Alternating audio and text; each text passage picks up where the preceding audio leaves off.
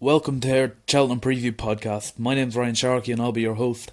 And I'm joined here by Dean Hegarty and Martin Julian, my co-hosts, and James Stevens from the Racing Post, Dan Overall from On The Line Racing, and we have a special interview with Henry the Bromhead coming up. So lads, we're going to start with Supreme Hurdle. What's your thoughts here on this one? Yeah, for me, Fiddler on the Roof, Grade 1 winner this season in the Tolworth. Goes on the soft ground. I think we're going to see some more rain at Cheltenham. I know it drains well, but I do believe on Tuesday it will be soft looking at the forecast. I think he has the form in the book. I think he's going to go well. Yep, I'm in agreement, to be fair. Obviously, he's got proven Grade 1 form in the book with that victory in the Tolworth Hurdle, and he's got the necessary experience with 4 runs under his belt. And a lot of people will crab like the Tolworth as a trial for this race, but the last 3 Tolworth winners to run in the Supreme have a record of 1, 4 and 1. So it's been a decent route to success in the past. And I think you have to be impressed with the way he powered up the hill at Sandown there when nothing else could really go with him. Jeremy's Flame finished relatively close to him, but I think she was ridden to pick up the pieces there and not really ridden to win. And he powered away from the rest who were prominent throughout in quite impressive fashion. So yeah, I'm on side there with Fiddler on the Roof, especially if the ground is soft or heavy. Yeah, I like Fiddler on the Roof as well. I was at the Tizard press morning on Monday, and of all the sort of horses that paraded out, he was certainly the eye catch. He looked ridiculously well, and I think compared to some of the other sort of Tizard, he's had quite a few horses in the Supreme in last year's, but this one seems a proper speedy hurdler. And Colin doesn't have many of them, but this guy certainly fits the bill. I mean, the one I like is Abacadabras. I think he'd be my main pick. I really liked what he did the last year at Leopardstown, to be honest. So, I mean, I noted him before last season when he was running the Champion Bumper last year. I thought he ran all right there. Wasn't particularly brilliant, but it was still 4th in what's a very, very good race. I thought his last one was really impressive, and to me, he's had that bit of time off, and I think that in what looks a really wide open race, he's one that certainly catches my eye. Just something with Abacadabras, obviously he's been quite a travelly type for his career so far, and he looks like one who does a lot on the bridle, but once he comes off it, we're not sure how much he'll deliver. Are you a bit worried that 2 miles, especially on soft ground up the hill, is going to catch him out at all? A little bit, yeah. I think that's a fair thing to think about, and that'd be possibly, if there was going to be any concern, would probably be that.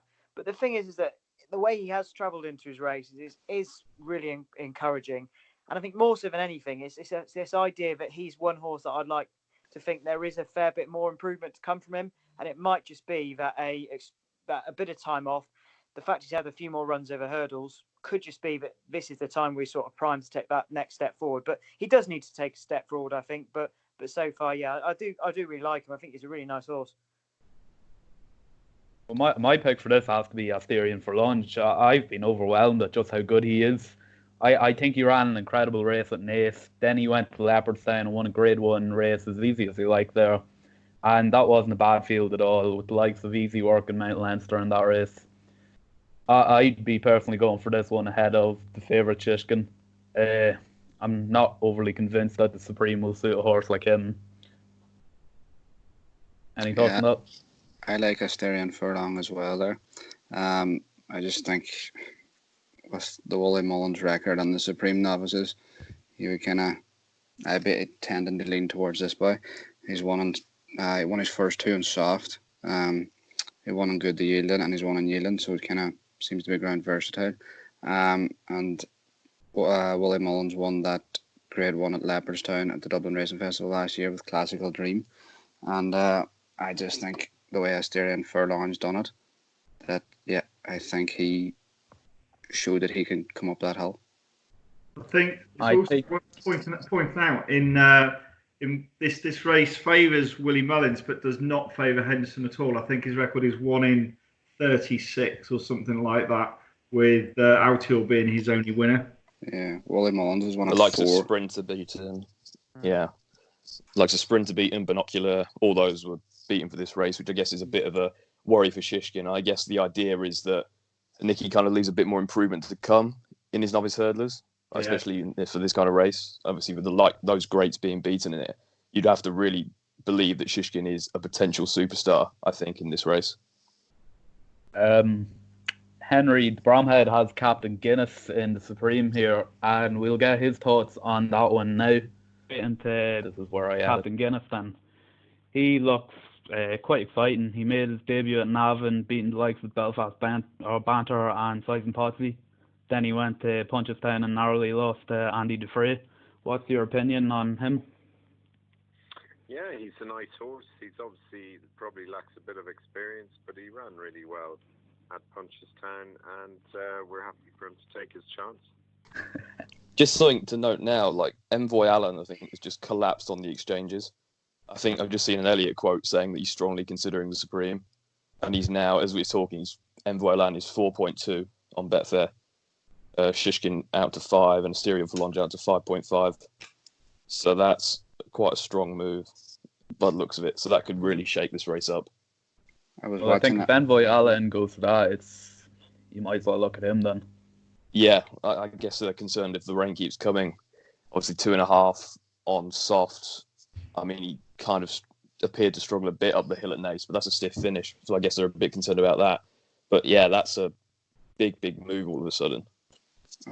I watched the At the Races preview last night, and as Kevin Blake, he had mentioned that Gordon Elliott's going to travel over to Cheltenham on Saturday to walk the track before he makes any decision on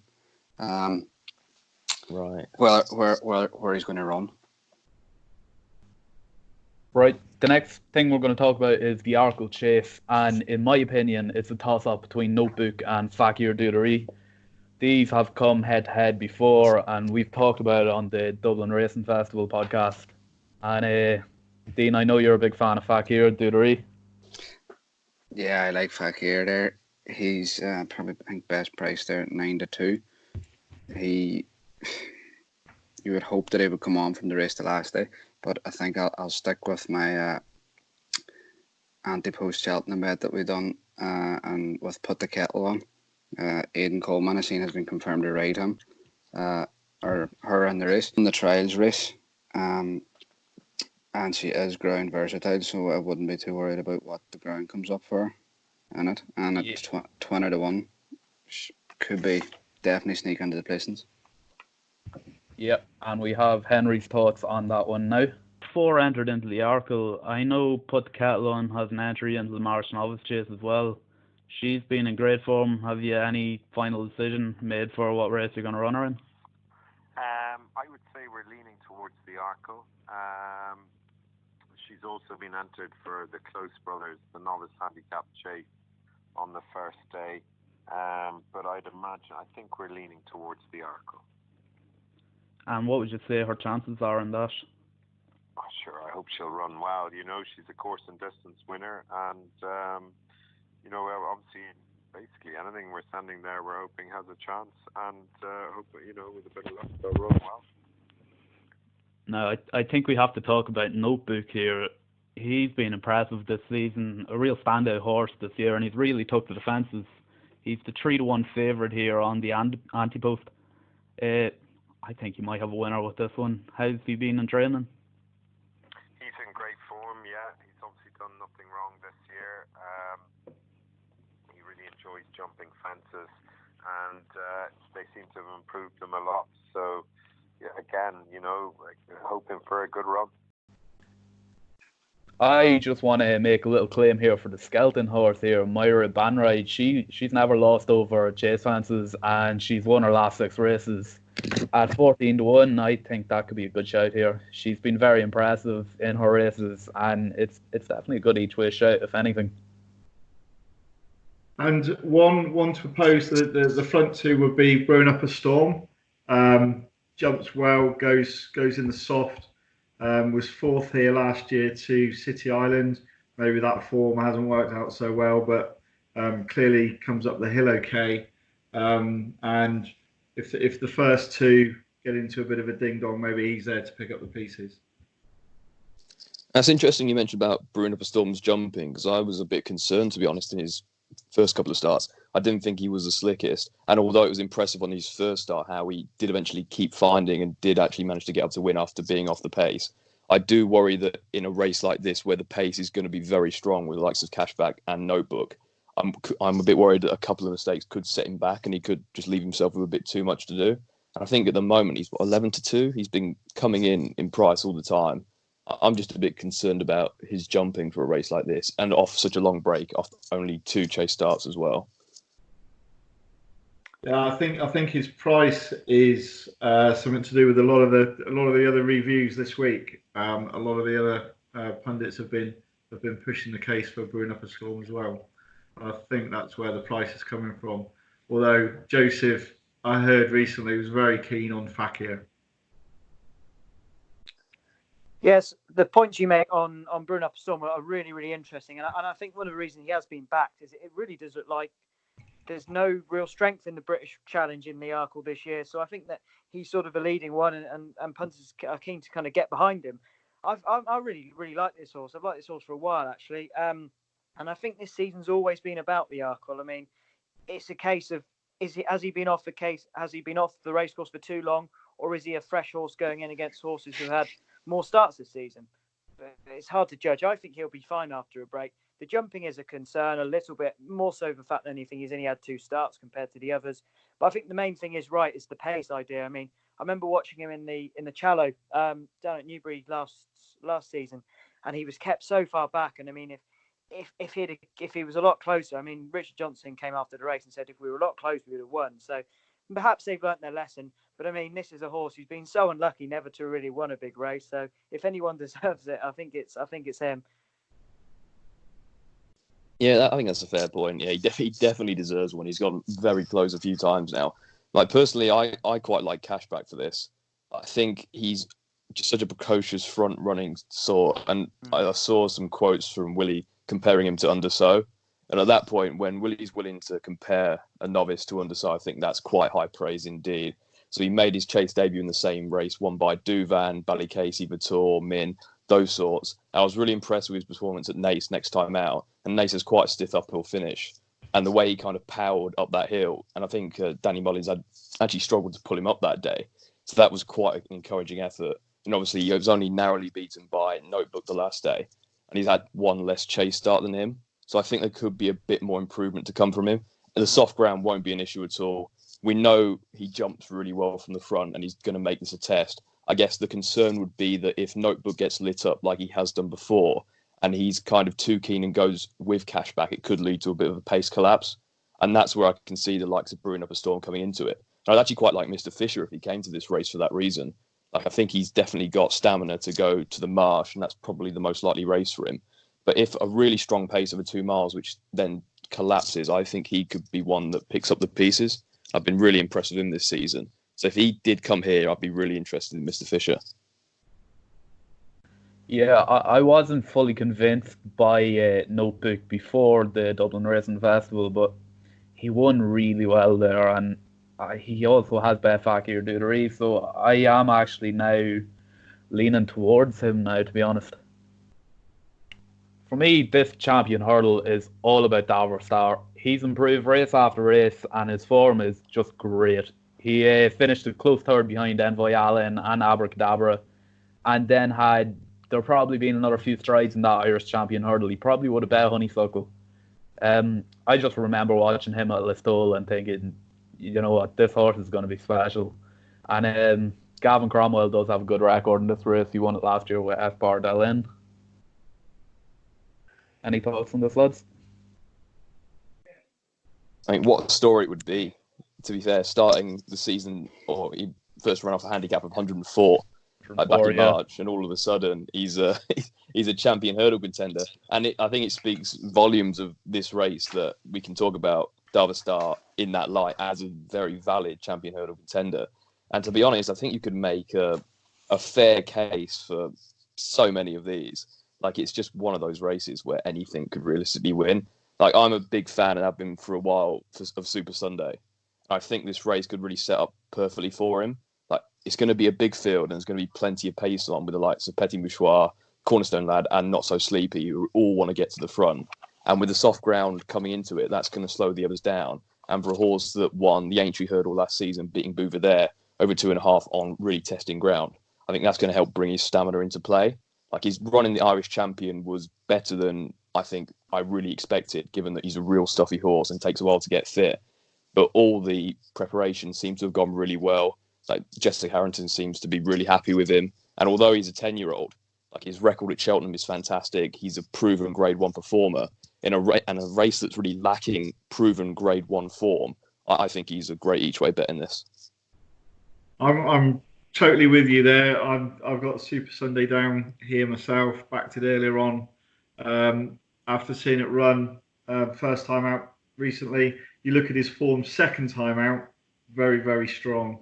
Obviously, has run up the hill before, goes well in the ground. We'll love everything about the trip. I think each way, superb choice there with Super Sunday. Yeah, I like Super Sunday in this as well. I think I mind saying on the Dublin Racing Festival podcast about, I seen an interview where Kate says that Cheltenham was his main target and that he would come on for whatever he done, and that race the last day. So at each way odds as well, at 10, 12 to 1 best price, I have to fancy him in that. I'm actually a little bit disappointed that Super Sunday didn't go to the Stayers Hurdle this year. I think he would have definitely won that. You think he would have beaten Paisley Park? I think so, yeah. Really? That's a bold claim. It is, yeah. I think Super Sunday's been over a real test at 3 miles. He's just never stayed that trip. Obviously, he was second a couple of years ago to Penn Hill in what was a bit more a test of speed at the trip. But I personally have him down more as a 2-miler than a 3-miler. Obviously, 2.5 is his optimum. But I wouldn't have thought he would stay that well at 3 miles, especially in the real attritional stayers. Yeah, it's interesting you say that. Actually, I mean, I understand that he's quite versatile, isn't he, in terms of trip he can go to, but he's just going for a really weaker race, isn't he? You look at Paisley Park and everything he's done, and you just can't seem to knock him. And every kind of opportunity he's had, he's just showed up. And it's worth rolling the dice in this champion hurdle, because if any time he is going to win a champion hurdle, it's this year. I mean, I've got him down each way, and I mean, you've all said what I sort of thought about him. But for me, the horse that really captured my attention was Epatante. I thought she was absolutely sensational at Kempton. I think that run was a little bit overshadowed, but she looked like a proper improving kind of mare, and we don't know how good she's going to be yet. Yes, she was disappointing last year at Cheltenham, and you need to concern about whether it's the track, whether it was just an off day. Who knows? But of all these runners in the champion hurdle, there's only a few of them you think could really, really step up and improve. And there are a couple who have already this season, but she's the one who I think, perhaps of all of these, is the one where we just don't quite know how good she could be, because she could be a very, very good champion hurdler, but time will tell, I suppose. And JP Manis is very bullish about Epatante. Like, he regards him very highly. I think they were really keen last year, weren't they, for the mares? I think there was an interview with Nicky where he was asked if he could have one horse at last year's festival, like, who was guaranteed to win, who would he choose? And he chose Epatante over Altior. I think that speaks volumes about how highly she is regarded. And yes, he's absolutely the one of this lot who is exciting. I think there are reasons to forgive that Cheltenham run. Like, she had a first-time hood on. Like, the flu jab has been quoted many a time. She made 3 or 4 really bad jumping mistakes at really crucial stages of that race and wasn't actually all that far behind in the end. All 4, it was a really weak race. It's far too soon to write her off as saying she doesn't handle the track. And yeah, 100%. I think when she is the exciting one in this race, without a doubt. Just last year's Cheltenham run just really weighs heavily on my mind. I'd rather have the value at Dower Star, and I just think he will just stay and tank up that hill and go very, very close, if not win on this. What do we all think of Pentland Hills? I'm curious for your guys' thoughts on this. I don't think he's got any fight, and I don't think it gets up that hill. I know it came up the hill in the Triumph last year. I don't think it was very good Triumph last year. And to be beaten twice by Ballyandy this year? For me. Yeah, I think Pentland Hills is suffering what so many horses tend to do, is the sort of post-juvenile hurdling career blues. I mean, how many good horses seem to have a brilliant campaign as juvenile hurdler and then just completely go off the boil? I mean, his form this year, if that's not champion hurdle winning form, he's going to have to find God knows how many pounds to win it. And I think the fact he's 5-1 is because of what he did last year. I mean, his form this year is nowhere near good enough, but it's an open champion hurdle, so I suppose you just can't write him off just yet. Yeah. As you say, sometimes these horses do go missing. If you look at Tiger Roll, Tiger Roll won the Triumph and went missing the following year, and look where he is now. Yeah, absolutely. I think I had a look at juveniles who've then gone back the following year to try and win the champion hurdle. So I think since 1985, 18 have tried it, and there's been one winner and just 4 placed. So it's not an awful record, but it wouldn't exactly scream encouragement. No. And Decky de Soy is another kind of famous example of a horse that sort of went missing as well. Definitely found form again now. Yeah, he's come back a bit now. He's not bad. No, he's come back now, but yeah, that's just that one season can just sometimes just a horse just can't seem to get over that juvenile hurdling season. It's funny how it works, and I think Penton Hills is possibly suffering that. But he might easily come back next year and go on to bigger and better things. It wouldn't be a surprise, would it? No, not at all. Has he had a wind up as well? Apparently so. Yeah, I think they've tweaked it, I believe. Yeah. So I guess that's probably playing into it as well. If people just believe it was an issue of him not finishing his races up because of a wind problem, I guess people are seeing that angle. But I think he's probably one of the worst prices of the week, really, at the moment. I just can't have him at all. Like, I really, really can't. No, I mean, if he was 16 or 20-1, then he's probably a lively each way shot. But at 9-2, yeah, he's not for me. Moving swiftly on to the Mayor's Hurdle. This one's all about Honeysuckle and Benny the Do. Honeysuckle, she is now confirmed to go there to the Mayor's Hurdle instead of the Champion Hurdle, which is a little bit disappointing, to be honest. But definitely going to be a good battle between these two. For me, I'm in the Benny camp. Should have won last year. Will win this year, I think. I think the horse is fantastic and should be in the Champion Hurdle. Yeah, I'm actually on the opposite team here. I'm Team Honeysuckle all the way. I just love this horse, and she's still unbeaten. And I'd absolutely love to see Rachel Blackmore win on this. She definitely deserves more praise than she gets. I just think Honeysuckle is spectacular, but I'd imagine this will be a strong contest. Do you think she'd have a better chance against Benny or a better chance in the Champion Hurdle? I think that's what a lot of people are talking about. I think she'd probably have a better chance of winning the Champion than she would have beaten Benny personally. Definitely, yeah, but it's the one really everyone wants to see these two go head to head now. That Champion Hurdle is quite poor. She definitely probably would have won that easily.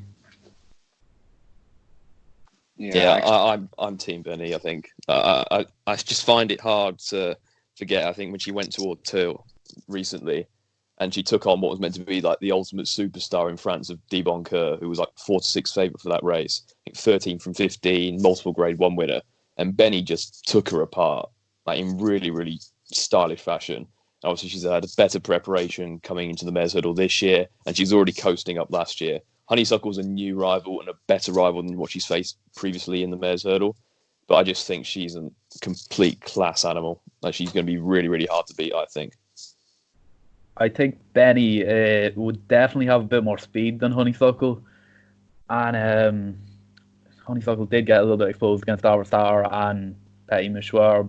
But again, turning up on the day, it's going to be tight. And I really can't pick a winner, but I would love to see Honeysuckle and Rachel win this. Yeah, I'm with Benny actually in this one as well. I mean, I like what you mentioned there in that race in France last year. I have to completely agree with you on that. That was just superb what she did. I mean, I was actually looking at kind of a race and post ratings. I like to use that sort of assess horses. And believe it or not, it was her last start she put in her best one. So, I mean, she is just putting in a hell of a performance time after time. And I mean, the Galmoy Hurdle was just something else. I mean, it was a time where we sort of had to see how good she was and where she was going and such. And I mean, she just couldn't have done it any better. And I mean, she should be in the Champion Hurdle. It's a shame she's not. However, I know what happened with Annie Power a few years back.